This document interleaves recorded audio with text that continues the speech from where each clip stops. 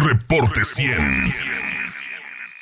Tengo en el teléfono al vocero del tema COVID de la Universidad Nacional Autónoma de México, Mauricio Rodríguez Álvarez. Le agradezco mucho que nos tome esta llamada de teléfono. Doctor, ¿cómo está? Buenos días. Hola, Juan Carlos, ¿cómo estás? Muy buenos días. Saludos a tu auditorio, gracias por invitarme. Mauricio, ¿qué números tiene usted? ¿Cómo está México en el contexto mundial en cifras? Pues mira, esta numeralia que presentaste ahorita, antes de que entráramos, es muy ilustrativa. Hay varias formas de ver la epidemia y de compararla.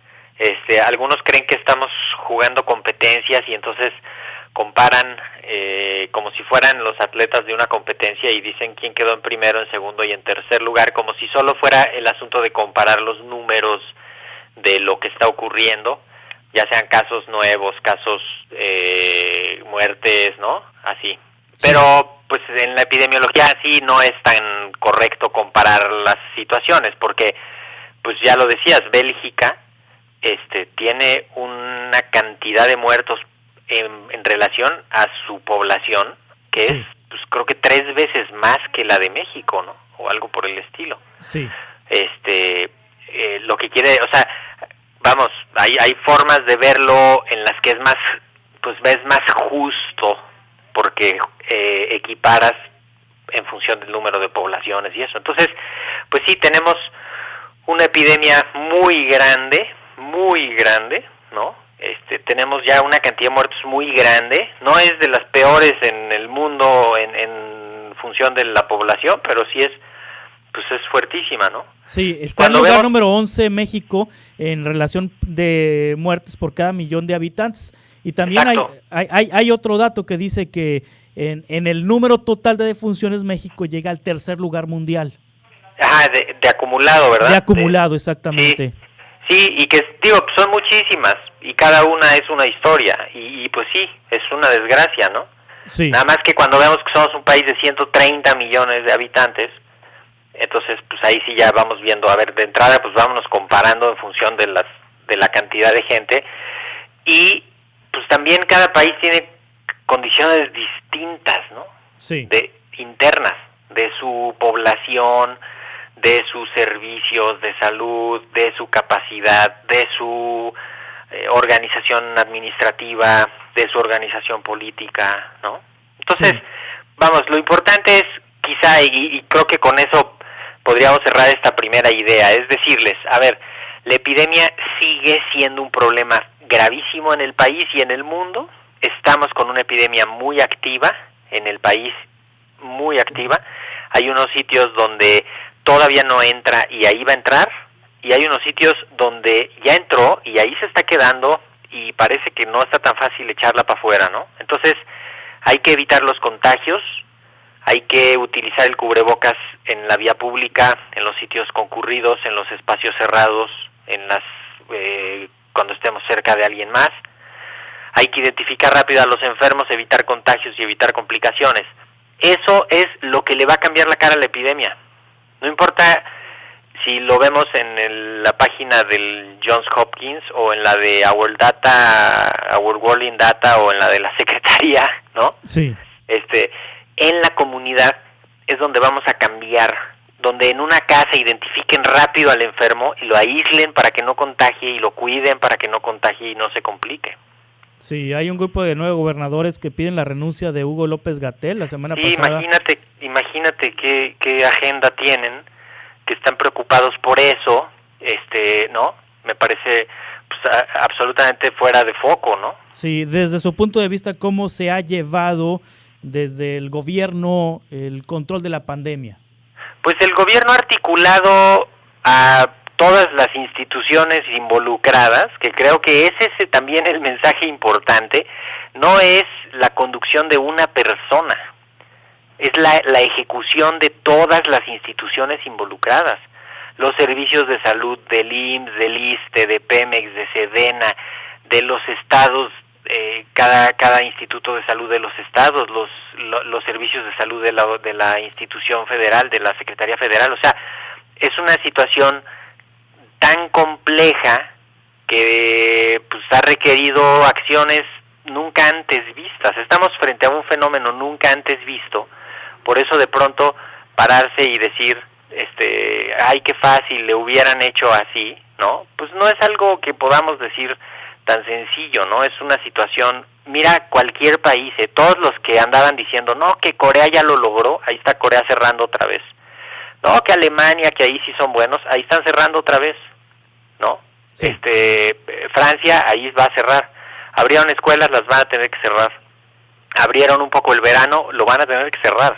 O sea, no es pensar que es una sola persona o una sola estrategia, pues es incluso a veces hasta inocente, ¿no? Porque es un fenómeno de una complejidad tan grande que lo que requiere son liderazgos a todos los niveles, ¿no? Imagínate que falla el vigilante de un hospital del Instituto de Salud de, ¿dónde quieres?, del Estado de México, y entonces dicen, es que el doctor López-Gatell tiene la culpa, ¿no? O hay gente en el metro sin cubrebocas, o en el espacio, o ayer que veíamos la caseta de cobro de la entrada a la Ciudad de México proveniente de Cuernavaca y Acapulco, que estaba saturada como en el regreso de un puente vacacional, y la culpa es de Hugo López-Gatell, ¿no? O las playas aquí en Sonora, ayer, repletas de personas en Bahía de Quino, San Carlos. Exactamente, de pronto decir, no, es que ese señor lo está haciendo todo mal. Oigan, pues claro que no, o sea, claro que no, porque no es algo tan sencillo como que recaiga en una sola persona, ¿no? Sobre todo asumiendo que los gobernadores, pues son las autoridades sanitarias de sus estados y son los que deben de hacer también decisiones locales, que las deben de pensar bien y las deben de ejecutar bien, y pues lo mejor es que todos estén, pues no voy a decir en armonía y tal, porque pues eso suena como a cuento de hadas, ¿no? Pero pues que todos estén concentrados en lo mismo, ¿no? Y pues ayudando a que la epidemia no vaya a pegar tanto, ¿no? Sí, ahora vocero de COVID-19 en la Universidad Nacional Autónoma de México, Mauricio Rodríguez Álvarez, ¿hay algún dato que ofrezca esperanza a las personas que nos están escuchando en este momento? ¿Algún dato matemático alentador en este momento con respecto a la pandemia? Porque pues todo esto es una danza de cifras y cada vez más grande y cada vez más grande. Por ejemplo, aquí en Sonora, exacto, somos 3 millones de habitantes y pues somos poquitas personas en comparación a otras entidades de la República, y tan solo este fin de semana hubo 1,000 casos nada más, en 2 días, 1,000 casos, y bueno, eso preocupa mucho. ¿Hay algún dato que dé esperanza en este momento? Sí, claro que sí, Juan Carlos, mira, hay un par de modelajes que estiman cómo se puede comportar la epidemia cuando la gente utiliza las medidas, ¿no? Porque hay unos estudios que demuestran que una persona enferma sin nada de protección nadie, pues va a contagiar como a 1.6, 1.7 personas, ¿no? Pero una persona enferma en un contexto en el que todos traen cubrebocas, en el que hay sana distancia, en el que hay, ¿no?, el lavado de higiene de manos, etcétera, en vez de contagiar a 1.6 personas, va a contagiar a 1.1, ¿sí?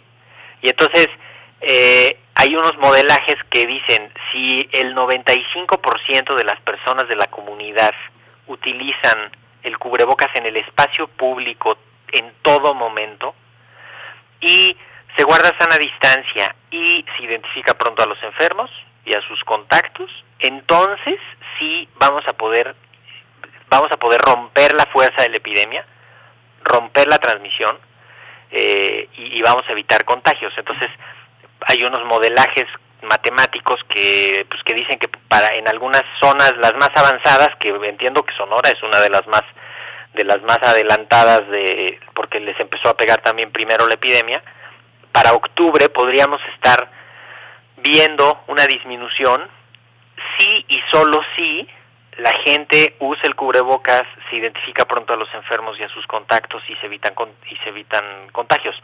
Entonces, pues hay eso. También hay algunos pues algunos datos esperanzadores de que los pacientes más graves en los hospitales, pues hay un par de manejos médicos que pueden ser la diferencia, el inicio de algunos tratamientos de manera oportuna, el inicio de algunos procedimientos también de manera oportuna, entonces también ahí se reduce la mortalidad y la ocupación hospitalaria y la gravedad de varios casos.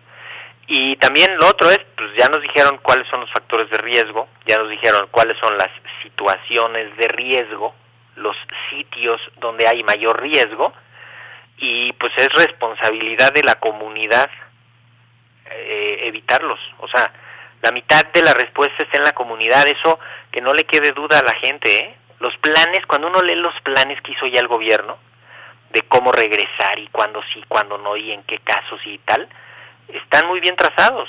El asunto pues es que los hagamos efectivos en la comunidad. Claro. Doctor Mauricio Rodríguez Álvarez, muchas gracias por tomar esta llamada y por compartirnos estas reflexiones. Un abrazo, que tengan buen día, saludos por allá. Igualmente, para usted, vocero de COVID-19 de la Universidad Nacional Autónoma de México. Reporte 100.